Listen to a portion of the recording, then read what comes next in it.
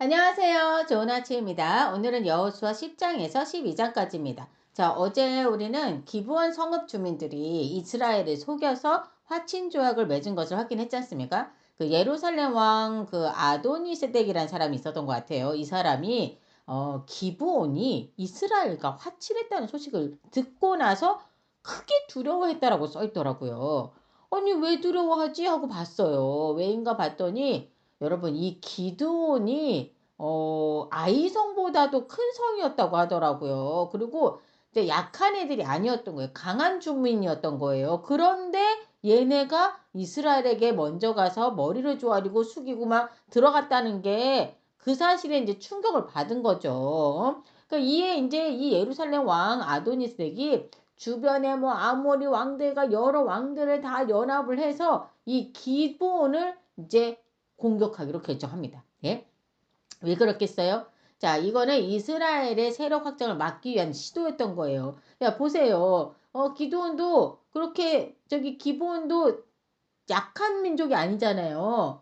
좀 강한 주민이란 말이에요. 근데 얘네가 이스라엘하고 화친을 맺었잖아요. 그러면 이스라엘의 세력이 더 커지는 거잖아요. 그러니까 이거를 막으려고 이제 기드온을 없애버리기로 한 거죠. 자, 이 소식을 들은 기브온은 자기네가 이제 죽게 됐잖아요. 예? 여러 나라 왕들이 모여가지고 연합을 해서 자기네를 치러 온다고 하니 뭐 죽은 거죠. 죽게 된 거죠. 그러니까 이 사실을 알고 여호수아에게 급히 도움을 요청합니다. 우리가 이런 상황이다라고. 자, 여호수아는 또 자기네와 이제 우리 이스라엘과 조약을 맺었잖아요. 화친 조약을 맺었잖아요. 그러니까 어떻게 가서 도와주기로 합니다. 예. 그래서 기브온으로 가죠. 자, 하나님께서 여호수아에게 그들을 두려워하지 말라고 말씀해 주시더라고요. 그들을 너의 손에 넘겨 주었으니 그들 중에 한 사람도 너를 당할 자가 없을 거다 라고 얘기를 해주십니다.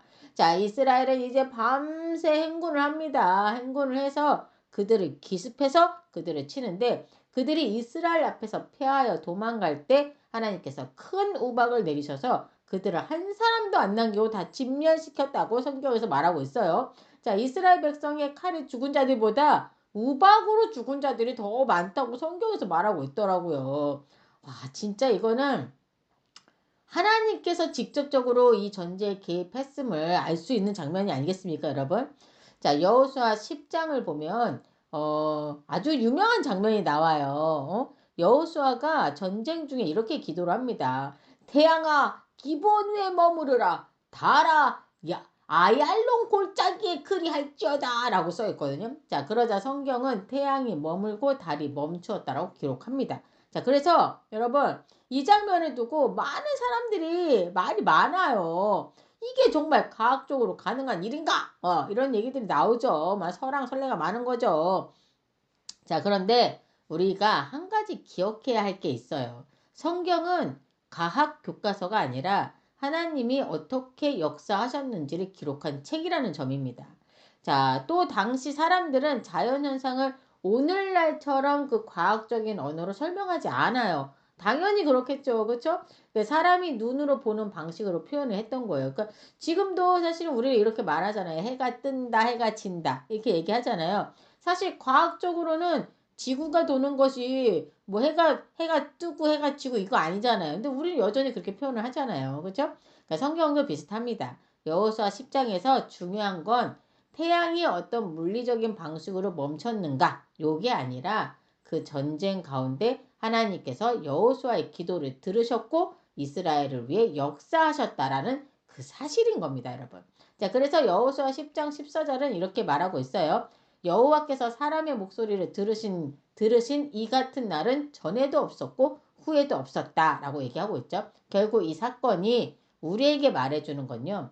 하나님이 자기 백성의 기도를 들으시는 분이라는 겁니다. 예, 아셨죠, 여러분? 자, 이렇게 해서 다섯 아모리 왕들을 다 무찌릅니다. 자, 이 왕들이 막게다 굴에 숨어 있다는 사실을 알고 그들을 그 굴에서 꺼내서 이스라엘 그 군대 지도자들이 그들의 목을 밟는 장면이 나와요. 자, 이게 뭐냐? 이거는 그 당시는 이제 전쟁에서 승리를 할 때 상징적으로 하는 행위였다고 하더라고요. 자, 이렇게 여호수아와 이스라엘은 연이어 남부 가나안의 여러 도시들을 싹 다 정복합니다. 자, 이 사건은 가나안 땅에 대한 하나님의 심판과 이스라엘에게 약속하신 하나님의 언약이 이루어지고 있음을 보여주는 장면인 거예요.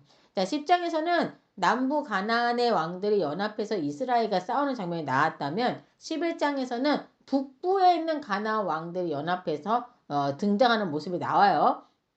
자, 하솔 왕 야비는 예루살렘 왕 아도니세덱과 아모리 왕들이 연합해서 이스라엘과 싸웠다가 완전히 패배했다는 소식을 듣습니다. 예, 또 들어요. 예, 그래서 이제는 혼자서는 이스라엘을 이길 수 없다고 판단하고 주변 왕들과 연합해서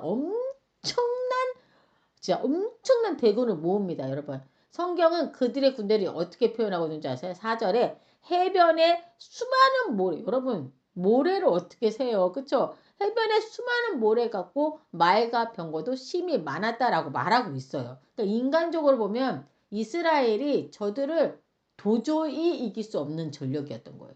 예? 그렇잖아요. 그런데 하나님께서 여호수아에게 말씀하십니다. 그들로 말미암아 두려워하지 말라. 내가 내 이맘때에 그들을 다 너의 손에 넘겨주겠다라고 말씀하십니다. 자, 저는 여호수아가 두려워했었던 것 같다는 생각을 했어요. 하나님께서 그들로 말미암아 두려워하지 말라라고 하시잖아요. 그러니까 여호수아도 사람이에요, 여러분. 자, 사람의 수가 보이지 않을 정도 모래알과 해변에 수많은 모래알 같다고 했잖아요. 말과 병거도. 그러니 이거를 당해낼 수가 있겠습니까? 얼마나 마음이 두려웠겠어요. 그 마음을 헤아려 주시고 만져주시는 분이 바로 우리 하나님이십니다. 그리고 8절에 보면 여호와께서 그들을 이스라엘의 손에 넘겨주셨기 때문에 라고 써있죠. 자, 이스라엘은 큰 승리를 거둔 거예요. 다 거두고 북부 가나안의 연합군을 완전히 무찌르게 됩니다. 자, 이후 여호수아는 산지와 네게부와 평지 등 가나안 전역을 정복해 나갑니다. 그리고 11장 20절에서는 아주 중요한 말씀이 나오죠.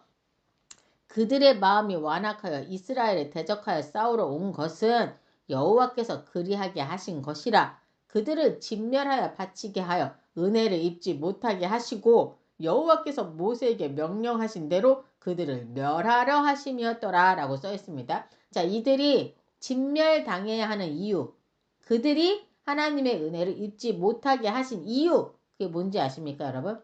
바로 그들의 죄 때문입니다. 가나안 민족은 오랫동안 우상 숭배와 폭력, 그리고 타락 속에서 살고 있었고 하나님께서 보시기에 더 이상은 그대로 둘 수 없는 상태였던 거예요. 그래서 이 전쟁은 단순한 영토 싸움이 아니라 가나안 땅에 대한 하나님의 심판의 과정이기도 했던 겁니다.